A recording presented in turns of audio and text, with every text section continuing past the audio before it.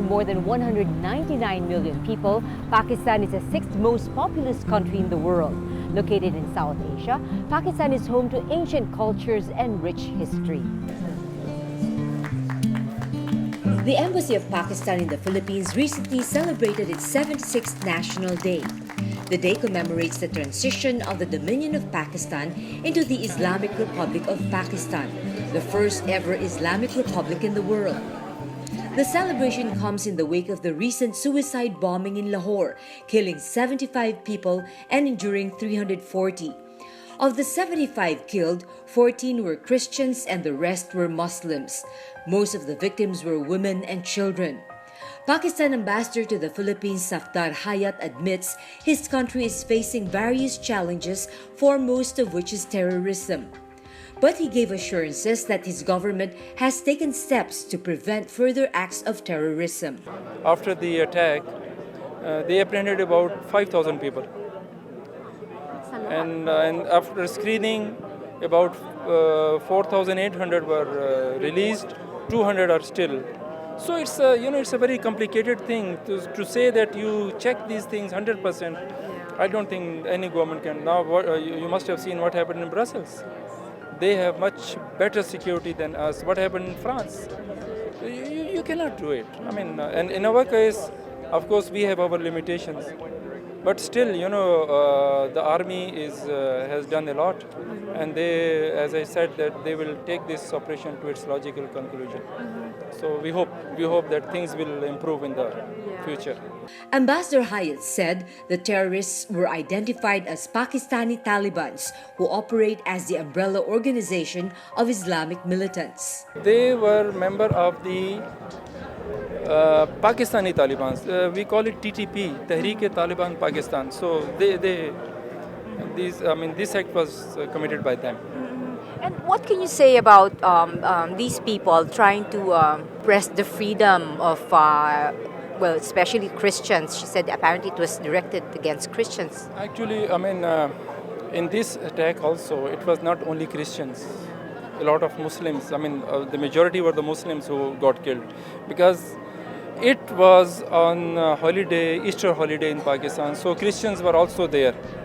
And this is a park where everybody goes with their children in the evening like this. So, but in their statement, they said that it was aimed at Christians. But if you look at the history in Pakistan, there had been bomb blasts in the mosques, there had been bomb blasts in the markets. So it was not focused on one community alone.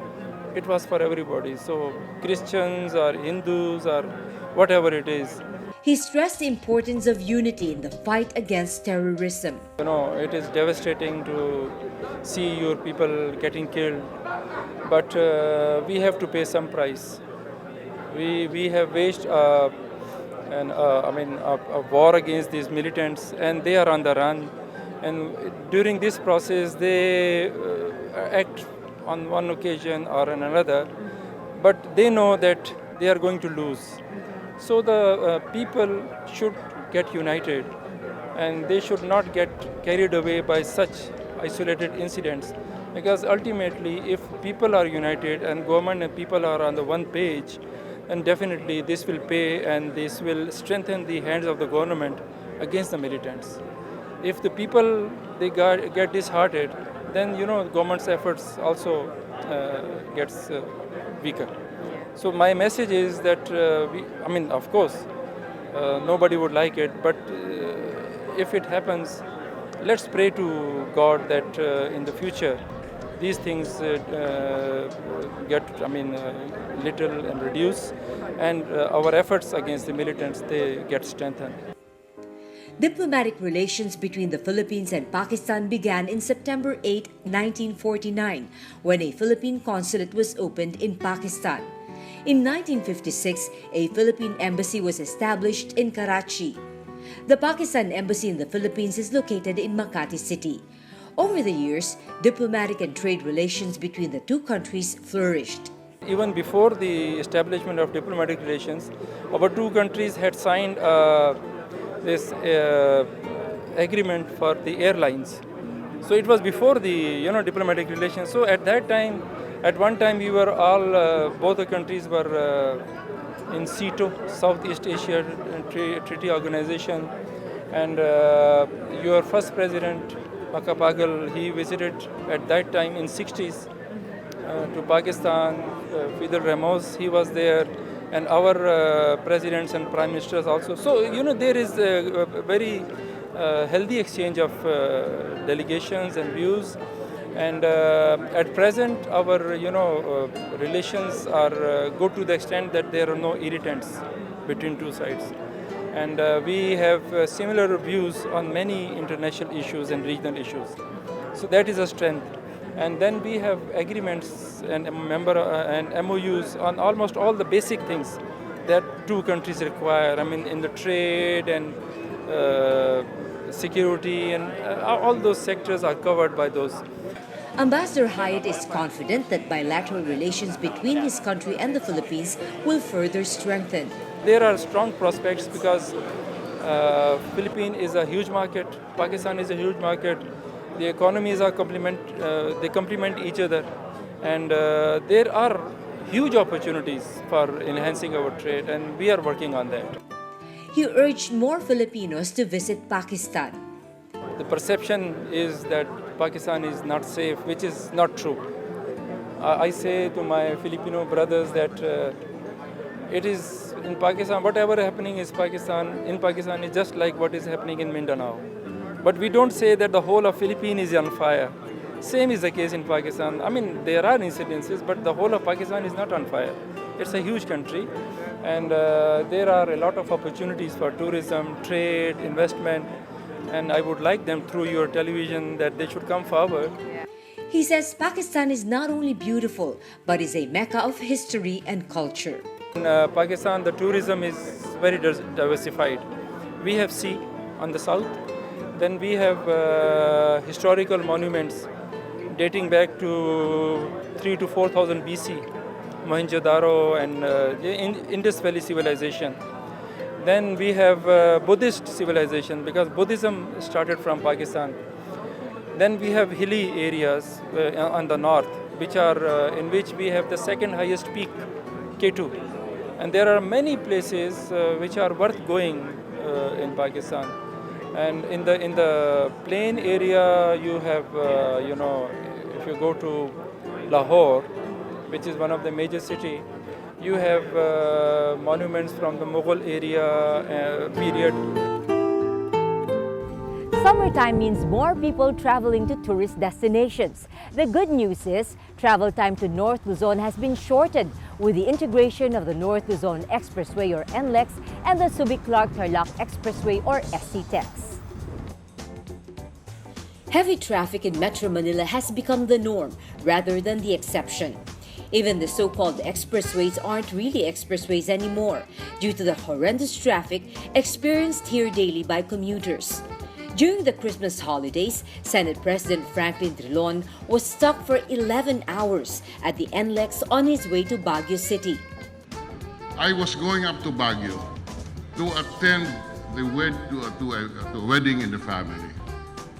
And as I went into the NLEX SLEX, I got stuck in 11 hours of traffic. I could not move, and therefore I peed along NLEX and SCTEX because the traffic was not moving, and to my horror, I discovered that the reason for this traffic jam was because the toll gates were so inefficient. There were about 5 toll gates that you have to go through before you can get out of the highway. This prompted him to file a resolution calling for a more efficient ticketing system to ease the traffic congestion along the expressways. Just before Holy Week, Drilon led the inauguration of the merging of the NLEX and the SCTEX. The Metro Pacific Group and the Basis Conversion Development Authority recently completed the 650 million peso integration of the two expressways that span 94 kilometers. This cuts down travel time from Balintawak to Subic by as much as 40 minutes. About 200,000 vehicles go through the NLEX every day, while 30,000 pass the SCTEX. The bottleneck causing toll collection booths have been reduced from 5 to only 2 from Balintawak to Subic. A common transit ticket system is now being implemented where a single receipt is issued to motorists, showing the NLEX and SCTEX portion of their trips. The Manila North Tollways Corporation or MNTC also built 7 new toll plazas located in Tarlac, Subic Tipo, Santa Ines, and the northbound and southbound sides of Dao and Mabiga. Automatic ticket dispensers as well as an electronic toll collection through EasyTrip allow for a smoother flow of traffic. MNTC President Rodrigo Franco clarifies that despite the 650 million investment in the project, there will be no toll fare increases arising from this anytime soon. Instead of spending for additional infrastructure, we thought it's better and would act as the level of service would actually improve if we spend for integration rather than expansion of the toll plaza capacity. Following the integration, Franco said they are now exploring the possibility of also integrating with the Tiplex or Tarlac-Pangasinan-La Union Expressway. The Tiplex is owned by San Miguel Corporation. Once the Tiplex is completed this year, expect travel time from Manila to Baguio to be shortened from 6 hours to just about 3 to 4 hours. Smoother and faster travel will mean more people willing to go on road trips, boosting tourism and our economy.